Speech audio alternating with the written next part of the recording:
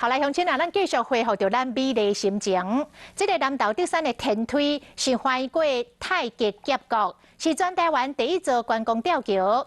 因为这个天梯都要修复、要整理，3年前才关起来了。总算要伫这个礼拜日，11月初7，要重新对外来开放。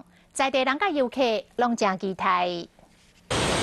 游客行伫吊桥，对天顶一看，全部拢是山，看甲心情真好。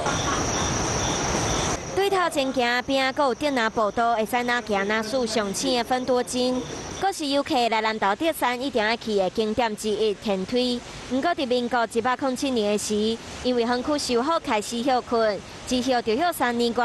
即马为外厂商已经修复完成，按算11月初7会开园。就是属于我们的地标的一个地方，在11月7号开始开幕喽。起伫太极峡谷有208站的天梯，是德山镇的一大指标。伫兴园这段期间，加上疫情，和附近的店家、各居民强要活不落，即马总算单着开园。因为无开园来讲，对玩家来讲，的店家就损失了呀，都没有客源了。期待天梯开放。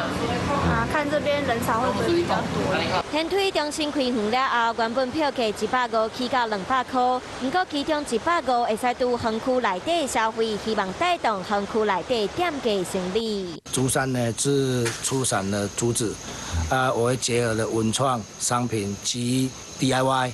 未来厂商会伫游客中心加入文创产品，互游客会当拄消费。 希望拄好，因为疫情较回，加上5倍关的旅游潮，会使为当地带来观光的游客活化经济发展。